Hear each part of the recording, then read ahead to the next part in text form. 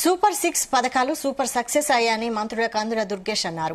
కూటమి ప్రభుత్వంలో సంక్షేమం, అభివృద్ది సమంగా జరుగుతున్నాయని పేర్కొన్నారు.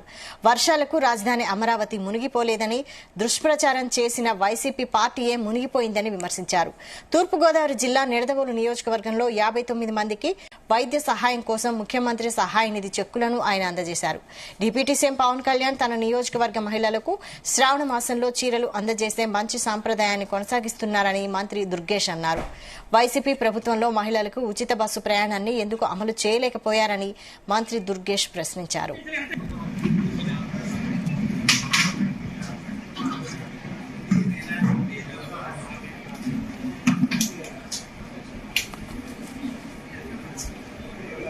ఇలాంటి మంచి కార్యక్రమాలు చేస్తున్నటువంటి కూటమి ప్రభుత్వం మీద రాళ్ళు వేయడానికి, దుమ్మెయడానికి ప్రతిపక్షం వారికి ప్రజల్లో పెద్దగా మద్దతు లేకపోయినా, అదేవిధంగా శాసనసభ్యులుగా వారి యొక్క సంఖ్య చాలా పరిమితంగా ఉన్నప్పటికీ కూడా వారు అవాకులు చవాకులు పేలుతున్నటువంటి సందర్భం. మీరు ఏనాడైనా ఉచిత బస్సు పథకాన్ని ఏర్పాటు చేయాలి, లేకపోతే దాన్ని ఈ రాష్ట్రంలో అమలు చేయాలనేటువంటి ఆలోచన మీరు చేశారా? ఏనాడు చేయలేకపోయారు.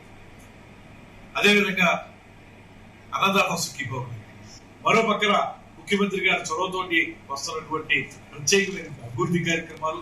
ఇవాళ ఈ ప్రభుత్వం వచ్చింది కనుకే రాష్ట్రంలో ఇవాళ ఎక్కడ పడితే అక్కడ మీకు పరిశ్రమలు నెలకొల్పడానికి అనేక మంది ముందుకు వస్తున్నారు. పర్యాటక రంగంలో కూడా తీసుకున్నటువంటి వినూత్నమైనటువంటి మార్పుల వల్ల పర్యాటక రంగానికి కూడా పెట్టుబడులు విలువలో వస్తూ ఉన్నాయి. కేంద్ర ప్రభుత్వం సహకరిస్తుంది. ఇలా చూసుకుంటే ఒక పక్కన అభివృద్ధి, మరో పక్కన సంక్షేమం రెండు కూడా సమపాళ్లలో ముందుకెళ్తున్న సమయం.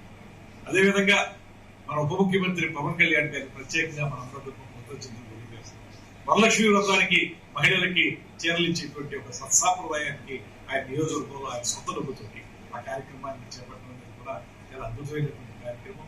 దానివల్ల మహిళలందరూ మాకు వరలక్ష్మి వ్రతాన్ని ఆనందంగా చేసుకోవడానికి ఉప ముఖ్యమంత్రి గారు ఇచ్చినటువంటి చీరాసాన్ని మాకు ఉపయోగపడుతుంది ఉన్నారు. ఇలా చూసుకుంటే ఈ ప్రభుత్వం ప్రజల మధ్య ఉంటూ ప్రజల కోసం చేస్తుంది.